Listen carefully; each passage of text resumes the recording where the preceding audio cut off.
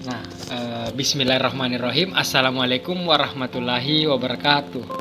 Perkenalkan, nama saya Akbar Gibran Yusri dengan NIM 210404500007 dari kelas B, Program Studi Bimbingan dan Konseling Fakultas Ilmu Pendidikan Universitas Negeri Makassar. Nah, pada video kali ini saya membuat video ini untuk memenuhi tugas ujian tengah semester mata kuliah Teori BK Karir, yang dimana mata kuliah ini diampu oleh 3 dosen. Yang pertama ada Bapak Dr. Abdullah Sindring MPD, yang kedua ada Ibu Profesor Dr. Farida Aryani MPD, dan yang ketiga ada Bapak Sulfikri SPD MPD. Nah, pada video kali ini saya akan menjelaskan dua pandangan atau dua tokoh terkait dengan teori pemilihan karir. Nah, tokoh yang saya ambil itu ada John L. Holland dan David V. Tietman, di mana kedua tokoh ini adalah tokoh yang sangat berperan penting terkait dengan pandangannya terhadap teori pemilihan karir atau jabatan. Baik, langsung saja kita membahas terkait dengan John Lewis Holland atau John L. Holland, yaitu tokoh pertama yang dimana tokoh sangat penting terhadap pemilihan karir. Nah, sebelum itu mari kita bahas bersama-sama terkait dengan biografinya terlebih dahulu, di mana John L. Holland ini adalah salah satu psikolog yang paling berpengaruh di dunia abad ke-20. Nah, perlu teman-teman ketahui sebenarnya menurut John L. Holland ini dia sudah membagi 6 kepribadian menurutnya, di mana 6 kepribadian itu dibagi menjadi realistik, investigatif, artistik, sosial, enterprising, dan konvensional, yang dimana disingkat dengan istilah RIASEC. Nah, pasti teman-teman sudah sering mendengar terkait dengan istilah RIASEC ini, bukan, di mata kuliah bimbingan karir dan sebagainya. Nah, di sini perlu saya jelaskan terkait dengan RIASEC tersebut, 6 kepribadian menurut Holland ini. Yang pertama ada realistik. Nah, realistik di sini terkait dengan deskripsi bidang minat, suka bekerja terutama dengan tangan, membuat, memperbaiki, merakit atau membangun sesuatu menggunakan dan mengoperasikan peralatan, alat atau mesin, yang juga seringkali suka bekerja di luar ruangan. Nah, itu merupakan semua ciri-ciri orang yang tergolong dalam realistik. Nah, mata pelajaran yang bisa dipelajari untuk memberikan keterampilan yaitu bahasa Inggris, matematika, sains, workshop, teknologi, komputer, studi bisnis, pertanian, hortikultura, pendidikan jasmani, dan sebagainya. Nah, selain itu juga ada beberapa komponen pekerjaan yang disukai oleh orang-orang yang bertipe realistik, yaitu seperti pilot, petani, hortikultura, pembangun, insinyur, personel, mekanik, tukang melapis, listrik, teknologi komputer, dan sebagainya. Nah, itu semua tergolong dalam kepribadian berdasarkan realistik. Nah, yang kedua ada investigatif. Investigatif ini dia itu ciri-ciri orang yang dalam deskripsi bidang minatnya itu seperti suka menemukan dan meneliti ide, di mana ia mengamati, menyelidiki, dan bereksperimen, bahkan dia mengajukan pertanyaan dan juga menyelesaikan masalah-masalah. Nah, beberapa pekerjaan yang komponen dengan investigatif ini seperti ilmu pengetahuan, penelitian, pekerjaan medis, dan kesehatan, dan sebagainya. Kemudian mata pelajaran yang bisa dipelajari untuk memberikan keterampilan terkait dengan investigatif ini yaitu bahasa Inggris, matematika, sains, komputer, dan teknologi. Nah, apabila teman-teman menyukai terkait dengan deskripsi bidang minat, pekerjaan, dan mata pelajaran yang tadi saya sebutkan, berarti mungkin teman-teman tergolong kepribadian berdasarkan investigatif ini. Nah, yang ketiga ada artistik. Nah, artistik dalam hal ini tipe orang yang dimana deskripsi bidang minatnya itu dia lebih suka menggunakan kata-kata kata-kata seni, musik, atau drama untuk berkomunikasi. Selain hal itu juga, ia lebih suka melakukan atau mengekspresikan dirinya, membuat dan merancang sesuatu dan sebagainya. Nah, bila berbicara terkait dengan pekerjaan yang sesuai dengan kepribadian artistik ini, orang-orang yang berkepribadian tipe artistik ini dia suka pekerjaan terkait dengan seperti artis, ilustrator, fotografer, penulis lagu, komposer, penyanyi, bahkan pemain instrumen. Nah, selain itu pula mata pelajaran yang bisa dipelajari untuk memberikan keterampilan artistik ini yaitu mata pelajaran bahasa Inggris, ilmu sosial, musik, drama, seni, desain grafis, dan sebagainya. Nah, yang keempat ada sosial. Deskripsi bidang minat yang masuk dalam kategori sosial ini yaitu seperti suka mengajar, melatih, dan memberi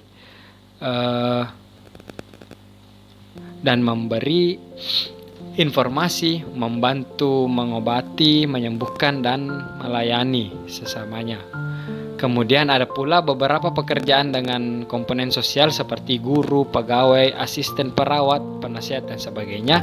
Begitu pula dengan mata pelajaran di mana mata pelajaran yang menggambarkan orang bertipe sosial ini yaitu dia suka bahasa Inggris, ilmu sosial, matematika, kesehatan, dan sebagainya. Yang keempat ada enterprising. Enterprising, orang yang dalam tipe ini dia itu lebih dideskripsikan dengan bidang minat seperti suka bertemu orang, memimpin, berbicara, dan mempengaruhi orang lain. Nah, adapun beberapa pekerjaan dengan komponen enterprising ini yaitu tenaga penjual, pengacara, politisi, akuntan, pemilik bisnis, dan sebagainya. Adapun mata pelajaran yang bisa dipelajari untuk memberikan keterampilan atau menandakan enterprising ini, yang pertama adalah bahasa Inggris, matematika, studi bisnis, akuntansi, dan sebagainya. Dan yang keenam ada konvensional. Konvensional ini tipe-tipe orang yang dideskripsikan bidang minatnya seperti suka bekerja di dalam ruangan dan pada tugas-tugas yang melibatkan pengorganisasian dan akurasi, mengikuti prosedur, bekerja dengan data atau angka, bahkan pekerjaan perencanaan dan acara. Adapun beberapa pekerjaan dengan komponen konvensional ini seperti sekretaris, resepsionis, pekerja kantor, dan sebagainya. Namun mata pelajaran yang bisa dipelajari untuk menandakan atau mengekspresikan orang yang bertipe konvensional ini yaitu dia lebih suka mata pelajaran bahasa Inggris, matematika, studi bisnis, akuntansi, dan sebagainya. Nah, dari ke-6 tipe kepribadian ini, orang itu digolongkan menjadi 6 kepribadian tersebut, yaitu riasek. Jadi orang bisa mengetahui sebenarnya dia dalam pemilihan karirnya dia itu lebih condong ke arah mana berdasarkan dari kunci riasek ini, menurut Holland. Selanjutnya kita membahas terkait dengan bagaimana hubungan teori Holland dengan pemilihan jurusan di SMK. Nah, seperti yang kita ketahui sebenarnya implementasi BK Karir di SMK itu banyak dipengaruhi oleh teori Holland, di mana Holland sendiri memandang bahwa pemilihan pekerjaan atau jabatan oleh individu itu merupakan hasil dari interaksi antara faktor hereditas dengan segala pengaruh budaya, teman sepergaulan, orang tua, serta orang dewasa yang dihormati atau dianggap penting bagi individu tersebut.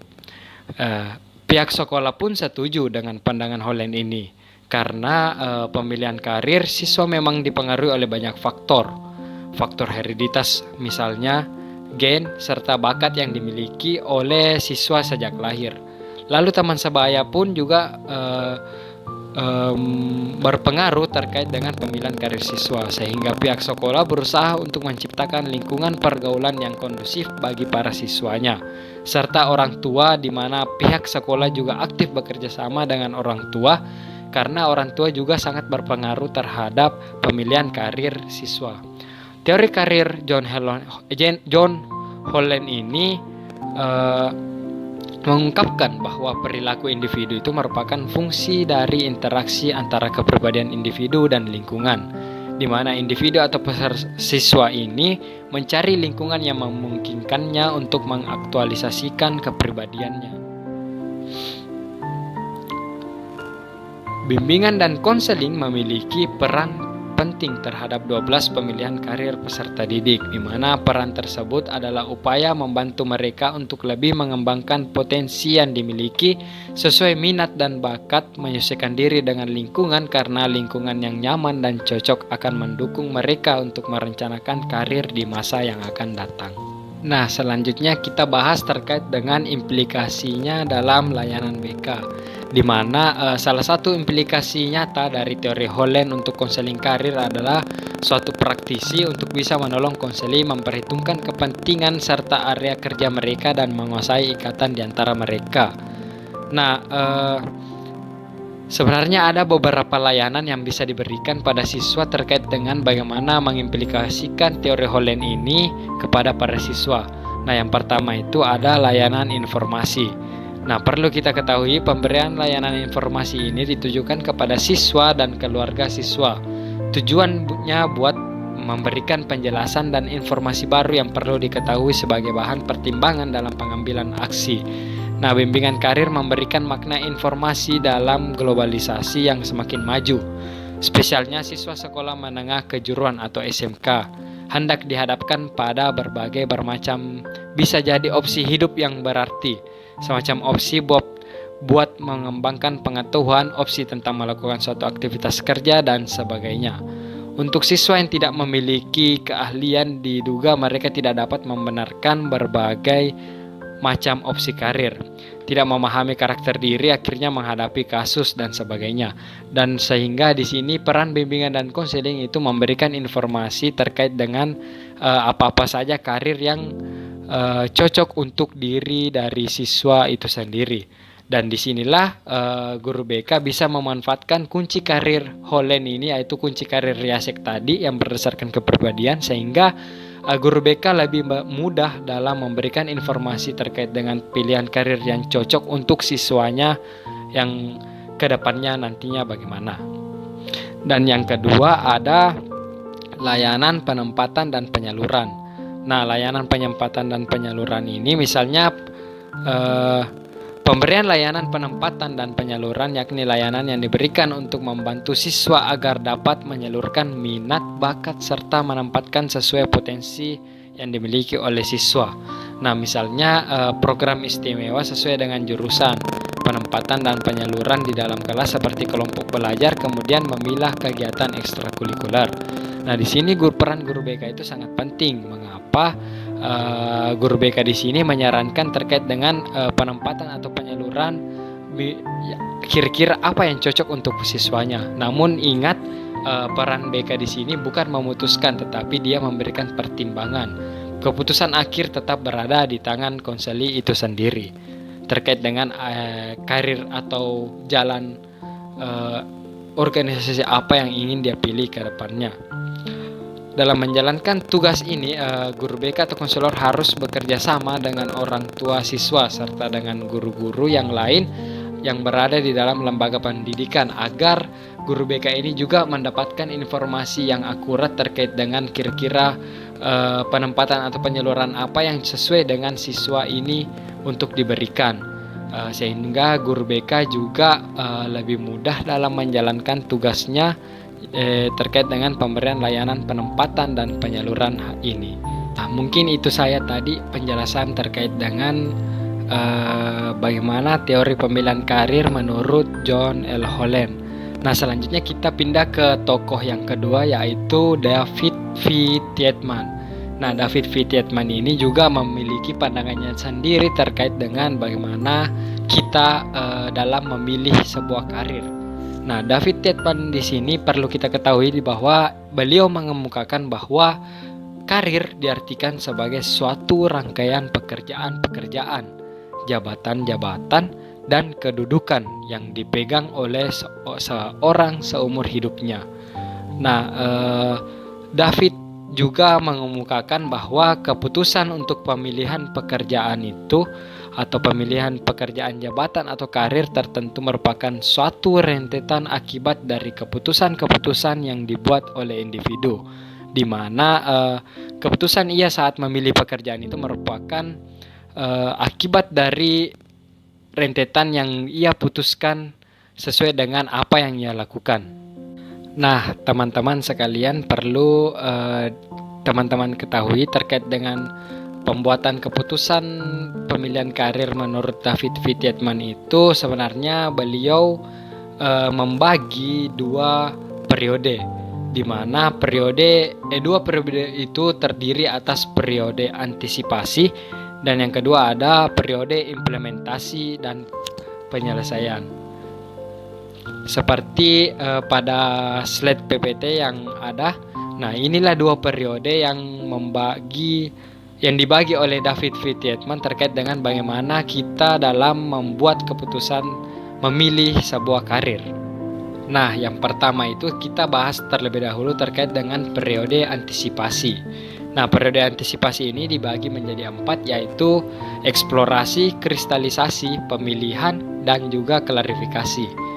Nah, eksplorasi di sini dimaksud juga sebagai penjelajahan terhadap kemungkinan alternatif keputusan yang akan diambil, di mana melalui eksplorasi ini individu mengetahui dengan jelas konsekuensi apa yang akan dia alami jika mengambil sebuah keputusan atau sebuah keputusan dalam pemilihan karirnya. Jadi di sini eksplorasi kayak siswa atau individu itu sudah memahami terlebih dahulu terkait dengan konsekuensi atau risiko yang dia dapatkan ketika memilih hal tersebut. Nah, yang kedua ada kristalisasi.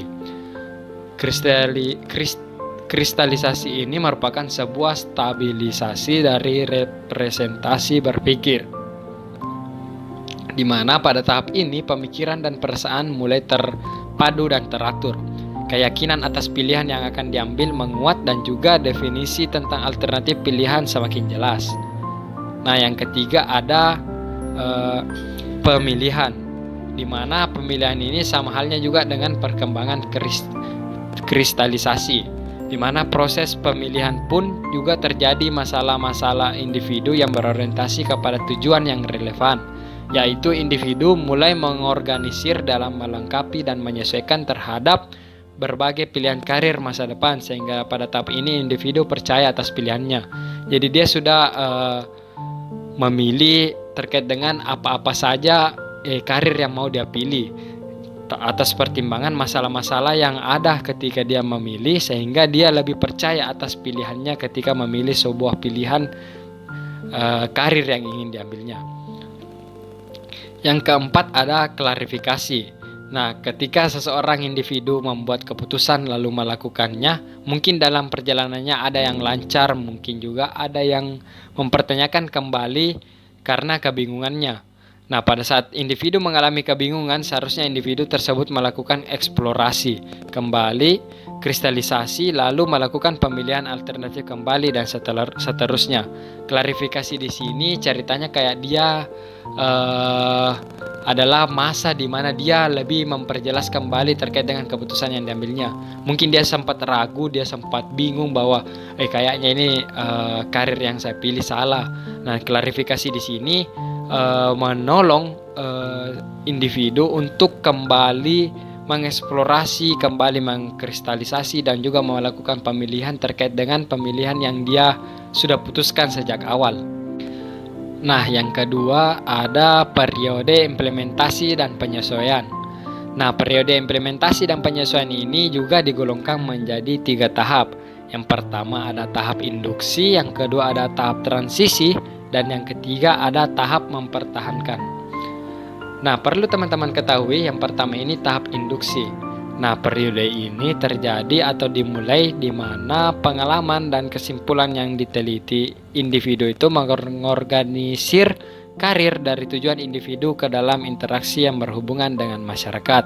Misalnya, melanjutkan sekolah atau pekerjaan. Nah, selama tahap ini individu itu lebih mengutamakan hal-hal yang berkaitan dengan tujuan yang telah dicapainya. Akhirnya pada tahap ini tujuan dan sejumlah alternatif menjadi suatu bagian. Dalam arti lain, tujuan individu dan dunia kerja berasimilasi dengan posisinya sebagai salah satu aspek yang memungkinkan mendorongnya untuk mencapai atau mendapatkan sebuah keberhasilan. Nah, yang kedua ada tahap transisi. Nah, dalam tahap ini orientasi yang diutamakan adalah disesuaikan kepada penetapan tujuan karir yang diambilnya. Walaupun telah diperoleh kepercayaan bahwa seseorang akan berhasil terhadap pembuatan keputusan karirnya, akan tetapi perlu teman-teman ketahui bahwa seorang individu pasti masih mengalami tahap transisi, di mana berbagai keputusan yang telah diambilnya, yaitu adanya berbagai kemungkinan bahwa individu akan menyimpang arah. Nah, ini contohnya semisal saya yang sudah memutuskan terkait dengan mengambil jurusan BK di perkuliahan. Namun seiring dengan berjalannya waktu, pasti masa transisi ini terjadi pada diri saya, yang mungkin saja saya melihat jurusan lain yang lebih mudah dalam memperoleh pelajarannya, ataupun juga jurusan lain yang saya lihat dia terlihat santai-santai. Nah, mungkin saya saja bisa saya berpikir bahwa kayaknya saya salah ambil pemilihan jurusan ini, kenapa saya ambil BK. Nah, disinilah sebenarnya terjadi tahap transisi. Kayak kemungkinan besar yang atau kemungkinan yang akan terjadi, saya itu akan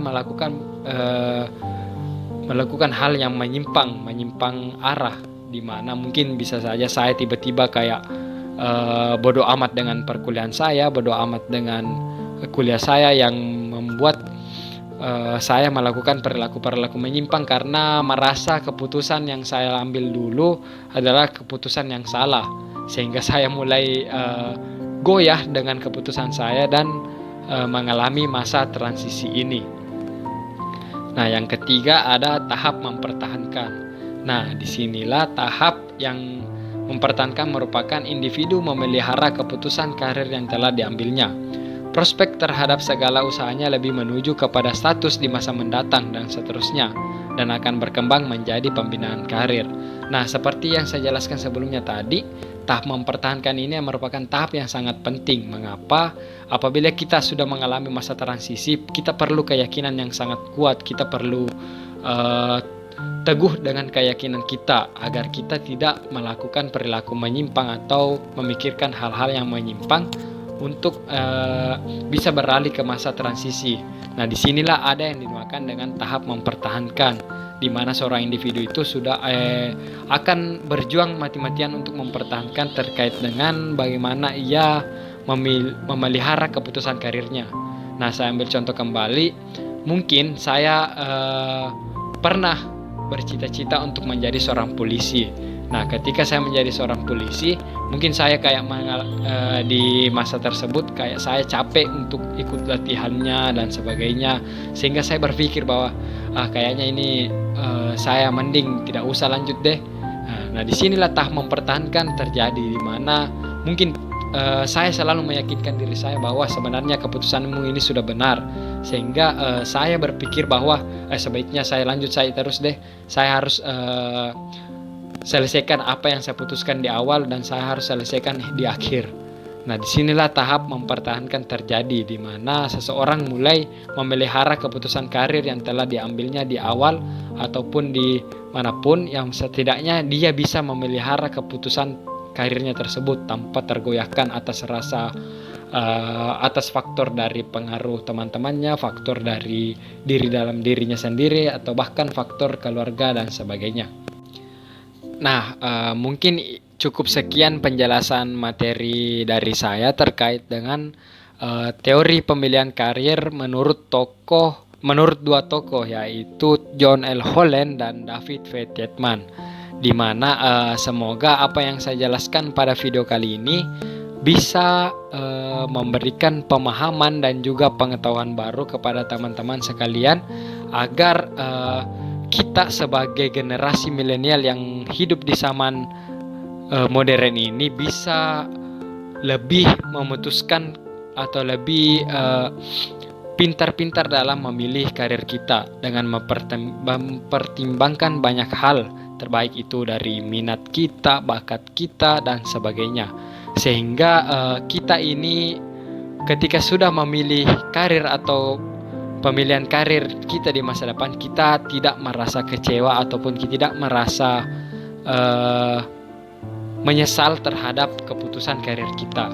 Maka dari itu semoga video yang saya buat ini bisa menambah wawasan teman-teman sekalian terkait dengan bagaimana atau upaya dalam memilih sebuah karir berdasarkan tokoh John L. Holland dan David P. Tietman. Nah, mungkin cukup sekian video dari saya. Lebih dan kurangnya mohon dimaafkan. Wabillahi taufiq wal hidayah. Wassalamualaikum warahmatullahi wabarakatuh. Terima kasih.